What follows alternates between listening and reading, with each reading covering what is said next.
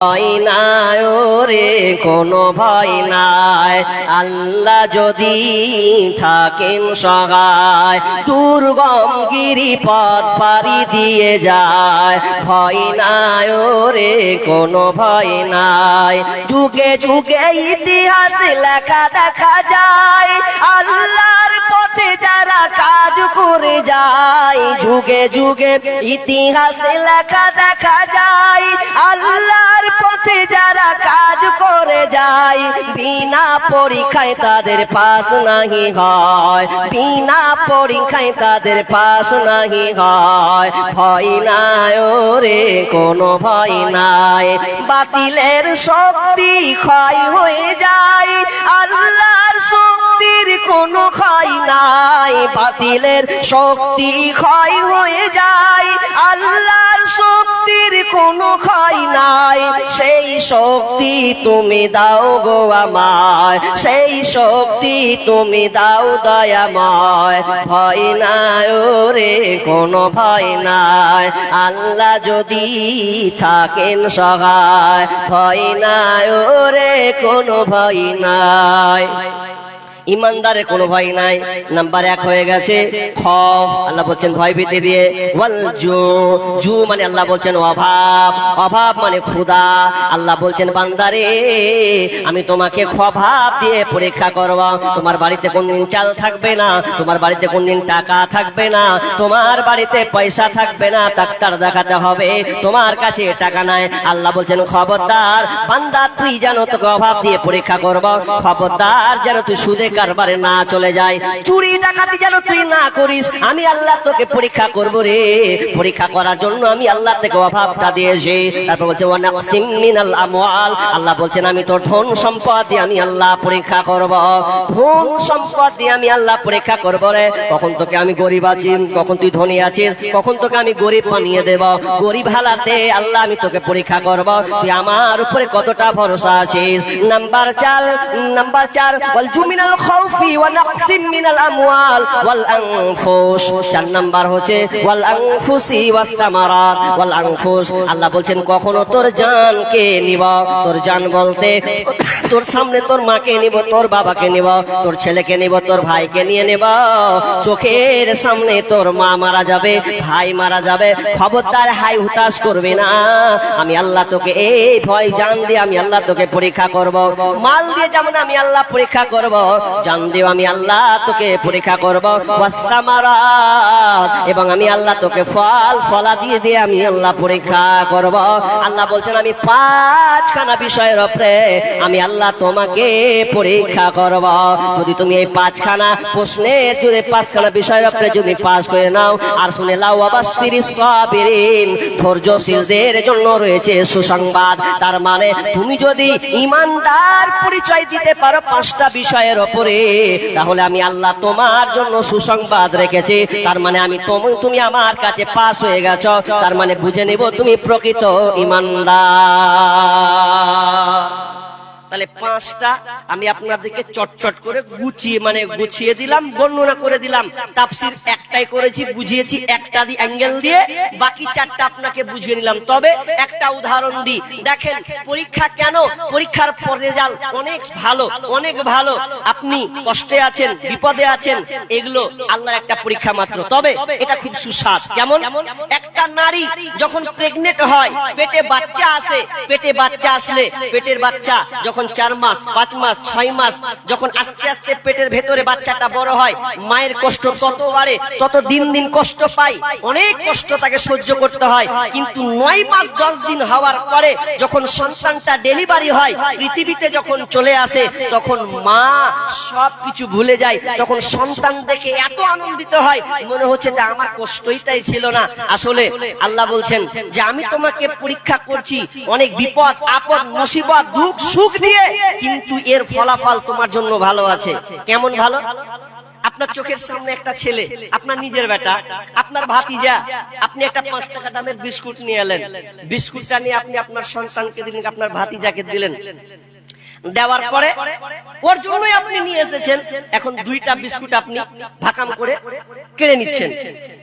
কিন্তু আপনি ওই ছেলেটার ওই ভাতিজার আপনি মন মানসিকতা দেখছেন, বাচ্চাটা যে কেমন দেখি কানবে না দিবে আমাকে, এখন আপনি জোরপূর্বক দুটা নিয়ে এলেন, নিয়ে নেবেন, অথচ আপনি নিবেন না, তার দেখছেন পরীক্ষা করার জন্য। যেমন দুটা নিলেন, ছেলেটা ক্যা করে কেনে উঠলো, লে লে লে লে, আমি নিব না রে, আমি তোকে দেখার জন্য। আল্লাহ বলছেন, দেখ বান্দা, আমি নিব না, আমি তোমার ঈমানটা পরীক্ষা করব, বিভিন্ন মুসিবত দিয়ে, বিপদ আপদ দিয়ে আমি আল্লাহ তোমাকে পরীক্ষা করব।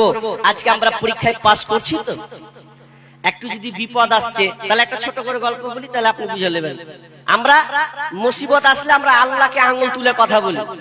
মালদা ডিস্ট্রিক্টে কোন এক জায়গাতে একটা লোক নামাজ পড়তে পড়তে, নামাজ কিন্তু আর পড়া ছেড়ে দিলে, পড়ছে না। কিছু লোক বলছে, কি ব্যাপার, লোকটা নামাজ পড়তে আসে না কিনা, খবরটা লাও তো।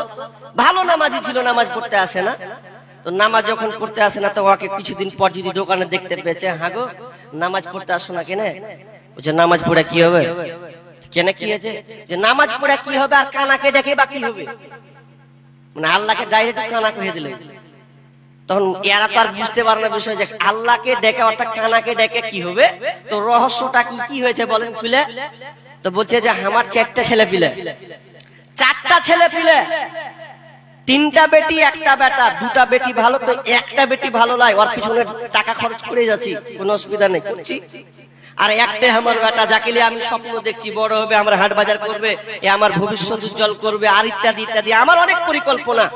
কিন্তু ছেলেটা বড় হতে না হতে আল্লাহর বেটাটাকে নিয়ে নিলে, আমার বেটাটাকে নিয়ে নিলে।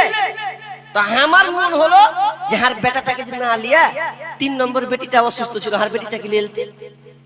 তো লিলতে লিলতে হার বেটাটাকে ফেল দিল। তখন কইছে যে কানাকে ডেকে আমার কি হবে, এখন বেটিকে বেটাকে নিয়ে নিলে, এখন ও এখন আর আল্লাহকে ডাকবে না, নামাজ পড়বে না, তার মানে ও এখানে ফেলিওর। অথচ আবু মুসা আশআরী রাদিয়াল্লাহু তাআলা আনহু তিনি বলছেন, রাসূল সাল্লাল্লাহু আলাইহি ওয়াসাল্লাম বলেছেন, যখন কোনো মানুষের, কোনো ব্যক্তির সন্তান মারা যায়, তো সন্তান মারা যাওয়ার পর আল্লাহ তাআলা ওই ফেরেশতাকে জিজ্ঞাসা করে, হারে তুমি ওই বাড়ির কোনো নেক সন্তান, তার কোলের আদরের সন্তানকে তোমরা নিয়ে এসেছো? বলছে জি হ্যাঁ। তোমরা সেই কলিজার টুকরাকে তোমরা নিয়ে এসেছো? বলছে জি হ্যাঁ। তো ও বান্দা আমার জন্য কি বলেছে? তখন বলবে, তখন ফেরেশতারা বলছে, তোমার ওই বান্দা যদি তার কোলের আদরের সন্তানটা মারা গেছে, কিন্তু আল্লাহ তোমার উপরে কোনো অভিযোগ করেনি, বরং তারা পড়েছে ইন্না লিল্লাহি ওয়া ইন্না ইলাইহি রাজিউন, ইন্না লিল্লাহি ওয়া ইন্না ইলাইহি রাজিউন। বরং সে আল্লাহ আপনার প্রশংসা করেছে, আপনার উপরে অভিযোগ তারা করে না, তারা ধৈর্য রেখেছে। তখন আল্লাহ তাআলা ওই ফেরেশতাদেরকে বলবেন, ফেরেশতাদেরকে বললেন, ও ফেরেশতা, যার মুখের ধন, যার মানিক বুকের ধনকে তোমরা কেড়ে নিয়ে এসেছো, ওই বাপ মার জন্য একটি জান্নাতে ঘর বানিয়ে দাও, আর ওই জান্নাতের ঘরে লিখে দাও বাইতুল হাম। বাইতুল হাম গেটের সামনে লিখে দাও বাইতুল হাম, মানে প্রশংসার ঘর। কারণ সন্তান মারা যাওয়ার পরেও যে ব্যক্তি আমার উপরে ধৈর্য রেখেছে, ওই বাবার মার জন্য জান্নাতে একখানা ঘর বানিয়ে দাও, প্রশংসার ঘর বানিয়ে দাও। শিক্ষিত সুধী মণ্ডলী, তাহলে আপনার সন্তান যদি মারা যায় আর আপনি যদি ধৈর্য রাখতে পারেন, তাহলে জান্নাতে আপনার জন্য ঘর বানা হবে।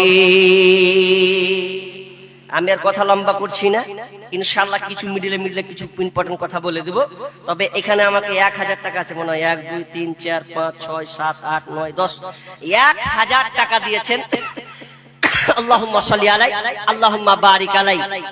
এবং আরো কয়েকটা দান এসেছে, আমি সময় শেষ করে দিয়ে লোক চলে গেছে, কথা দিয়ে কথা রাখেনি, খেলাপ করে দিয়েছে, বিধায় আমি আমার বক্তব্যটাকে শর্ট করে নিলাম। তবে এখানে 12টা লোক আছে, যে 12 জন লোক সুভাগ্যবান ব্যক্তি, তারা ভালো লোক, বিধায় তাদের খাতাতে নামগুলো এসছে এবং তারা দানশীল ব্যক্তি। আমি নামগুলো বলে দিচ্ছি। আব্দুল হাকিম, তিনি সভাপতি, নাকি কিসের সভাপতি? জালসার সভাপতি। আচ্ছা, তারপরে 2 নাম্বার উমার ফারুক, ভালো করে শুনবেন। আশরাফুল, যিনি সেক্রেটারি আছেন। তারপরে আব্দুল বাসির, নাকি সিভিক ভলেন্টিয়ার, আব্দুল বাসির। তারপরে নাইমুল, ঠিকাদার। তারপরে মাসিবুর রহমান, নাকি মুসিবুর রহমান ব্যবসায়ী, 8 নম্বর আতাউর রহমান তিনি সমাজসেবী, 9 নম্বর আব্দুল মাজিদ, তারপরে জহিরুদ্দিন মোবাইলের দোকানদার ব্যক্তি মাশাআল্লাহ, তারপরে 11 মবিরুদ্দিন, আর 12 নম্বর শেষে বলা আছে মঈনুদ্দিন। তাহলে যে লোক কটা বললাম ভাই, আপনারা তাড়াতাড়ি আসুন, আপনাদের দানগুলো বাকি আছে। আর এই জালসাটা হচ্ছে ঈদগাহার উন্নতি কল্পে। তাহলে ঈদগাহাতে একটা সামাজিক একটা ইবাদত, এটা একার নয়, সামাজিক বিভিন্ন এলাকা থেকে এই। তা আমি আবার অবাক হওয়ারই কথা যে ঈদগাহার জালসাই যদি হয় তো লোক কেন নয়, আমি এটা বুঝলাম না। হতে পারে বক্তা এক্সচেঞ্জ উল্টা পাল্টা ভালো মন্দ যাই থাক, কিন্তু একটা মানুষের তার ইমানদারের প্রখরতা থাকবে যে না এটা ঈদগাহার জালসা, আমাকে থাকতে হবে, এর সময় ব্যয় করতে হবে। বুঝলাম না আপনারা অ্যাভয়েড করে কেন চলে গেলেন, বুঝলাম না। এটা তো জবাবদিহি কিয়ামতের মাঠে দিতেই হবে, কারণ বক্তা নিয়ে আসবেন বাইরে থেকে আর আপনারা ঘরে ঘুমাবেন, এটা তো কোনোদিন হয় না। জি, বক্তা নিয়ে এসে আলোচনা করবেন আর আপনার ল্যাপ কথার ভেতরে ঢুকে থাকবেন, এটা কোনোদিন হয় না। বিধায় যে কটা লোকের নাম বললাম আপনারা অবশ্যই শুনতে পেয়েছেন, তাড়াতাড়ি করে আসুন এবং এই দানগুলো দিই, ইনশাআল্লাহ আমরা এখানে সমাপ্তি টানবো ইনশাআল্লাহ। আল্লাহর রাস্তে আছেন তো একটা আমি হাতে, কি নাম, নাইমুল, তিনি 10,000 দিয়েছেন। নাইমুল ঠিকাদার না, ঠিকাদার মানুষ, তিনি 10 কিসের ঠিকাদার, তো ভালো ইনকাম গো, ইনকাম ভালো, 10,000 টাকা দিয়ে চলে গেছে। আছে না গেছে? আচ্ছা, কি নাম? 10,000 বলেছে কি না আপনারা 10,000 পেয়েছেন? 10,000 দিবেন। তাহলে কিছু কিন্তু আমাকে বাইকে নিয়ে আস্তে আস্তে কয়েছে যে কি যে করবো, আর আমার জোর মুস্তি 10,000 মারবে লাগছে, এটা আমি দিতে পারবো না, আর অবস্থা খারাপ। তো 10,000 হয়ে গেছে। তাহলে যাক, আল্লাহুম্মা সাল্লি আলা বারিক আলাই, তিনি 10,000 টাকা দিলাম রাফি ভাই। আর নাইমুল হক না, নাইমুল হক, উনি 10,000 টাকা দিলেন। আল্লাহুম্মা আনতাস সালাম ওয়া মিনকাস সালাম তাবারাকতা ইয়া জাল জালালি ওয়াল ইকরাম। রব্বুল আলামিন শেষ রজনীতে গভীর রাতে রব্বুল আলামিন তিনি 10 করে দুজন মিলে আল্লাহ 20,000 টাকায় ঈদগাহর জন্য দিলেন। আল্লাহ ঈদগাহতে সামাজিক একটা ইবাদত, আল্লাহ তোমাকে বছরে 2 বার ডাকার জন্য বিশাল বড় জমে, আল্লাহ তোমার বান্দাগুলো আল্লাহ তোমাকে যেন আরাধনা ডাকার জন্য তার একটা জায়গা দরকার আছে। রব্বুল আলামিন এই ঈদগাহর জন্য তারা দান করেছেন, আল্লাহ তুমি তাদের দানকে কবুল করে নাও, তাদের মনে আশা আকাঙ্ক্ষা সৎ উদ্দেশ্য আল্লাহ তুমি পূরণ করে দাও, বালা মুসিবত দূর করে দাও। আল্লাহ যে যে কাজে নিয়োজিত আছে আল্লাহ তুমি তাদের কাজে বরকত দাও, আল্লাহ তাদের ইমানি হালাতকে আল্লাহ তুমি আরো বৃদ্ধি করে দাও, দান করার বেশি তুমি জজবা তুমি তাদেরকে প্রয়োগ করে দাও। আল্লাহ ছেলে সন্তান থেকে সুখে শান্তিতে রাখিও, আল্লাহ ছেলে সন্তানকে আল্লাহ তুমি মেধাবী করে দিও, আমিন সুম্মা আমিন। মিহিনগরের মেম্বার 5,000 টাকা দিয়েছেন। আল্লাহুম্মা সাল্লি আলাইহি আল্লাহুম্মা বারিক আলা হায়াকালা বারাকাল্লাহ। আল্লাহ সে মেম্বারের দান আল্লাহ তুমি গ্রহণ করে নাও, যে উদ্দেশ্যে দিয়েছে আল্লাহ সৎ উদ্দেশ্য পূরণ করে দাও, বালা মুসিবত দূর করে দাও, আমিন সুম্মা আমিন। কি ঝন্টু শেখ? ঝন্টু শেখ, যাক শেষের বেলা ফের নাম গালা কেমন হয়ে যায়। ঝন্টু শেখ 500 টাকা আমার হাতে নগদ এবং 4,500 টাকা বাকি। জি ইনশাআল্লাহ দিয়ে দেবেন। আল্লাহুম্মা সাল্লি আলাইহি আল্লাহুম্মা বারিক আলাইহি। আল্লাহ তুমি দান কালা তুমি কবুল করে নাও, বালা মুসিবত দূর করে দাও, রোজগারে বরকত দাও, আমিন সুম্মা আমিন। কি নাম? গোলাম মুর্তজা, কেটে দেখেন যে তো ওটা দিয়ে দিয়েছে আগে, হয়তো তোমরা কে ফের কে এখানে আসতে কইলে লোক নাই। আচ্ছা, আমার একটা বোন 500 টাকা এবং 50 টাকা নিয়েছেন, ওখানে লোক নেই মনে হয়, সব পালিয়ে গেল। আমার খালাদের মা বোনদের বলবো যাওয়ার সময় শেষ বেলাতে কিছু দিয়ে যাবেন, আল্লাহর রাস্তে কিছু দিয়ে যাবেন। আপনাদের ঈদের সময় যখন আসে তো বাচ্চা ছেলেদেরকে মায়েরা এত সুন্দর করে সাজিয়ে দেয়, যা বেটা যা ঈদগাহে যা, মানে সুন্দর করে সাজিয়ে দেন। তাহলে সাজিয়ে যেমন দিবেন, দাম দিয়েও একটু আল্লাহর রাস্তে আপনারা দিয়ে যাবেন। আল্লাহর রাস্তে কেউ খালি হাতে যাবেন না, দিয়েছেন অথবা অনেকে দেননি, শেষের বেলাও কিছু অন্তত আঁচল থেকে খুলে দিয়ে যাবেন। আল্লাহ আপনাদের বারাকা দান করবেন, বরকত দান করবেন। তাড়াতাড়ি আল্লাহর রাস্তে। জি আতাউর রহমান সমাজসেবী, হ্যাঁ কই আছেন তো? আচ্ছা দেখেলি কোনটা ভাই, কোনটা আতাউর রহমান? আল্লাহর রাস্তে একজন বোন 100 টাকা একজন দিয়েছেন 500 টাকা। জি কই আতাউর রহমানটা কই? ও মানে রেসারেসি করবেন নাকি? আল্লাহু আকবার। সভাপতি এবং সেক্রেটারি জি দিবে অবশ্যই। দেখেন দান দিবেন আল্লাহর জন্য দিবেন, জি অবশ্যই প্রাণ খুলে অন্তরটা নিয়ে আল্লাহর জন্য দান করবেন, তো আল্লাহ আপনাকে অন্তর থেকে দিবেন। জি আল্লাহর রাস্তায় তাড়াতাড়ি আসি ভাই, যে কটার নামগুলো হলো ছটপট তাড়াতাড়ি দিয়ে দেন। জি তাড়াতাড়ি আল্লাহর রাস্তায়। একদিন মাটির ভিতরে হবে ঘর রে মন আমার, কেন বন্ধ দালান ঘর রে মন আমার, কেন বন্ধ দালান ঘর। মাশাআল্লাহ তাড়াতাড়ি তাড়াতাড়ি যাক।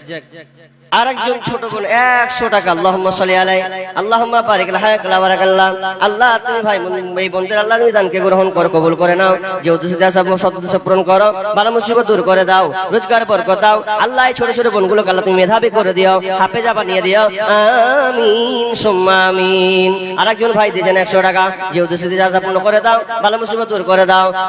আমিন সুম্মা আমিন। কে ওটা? আসেন আসেন আসেন আল্লাহর রাস্তায়। জি ভাই কই? উঠো বেলাল মিনারাতে, সময় বয়ে যায়, আজান দাও গো মধুর সুরে, সোমবার মনে চায়। আজান দাও গো মধুর সুরে, সোমবার মনে চায়।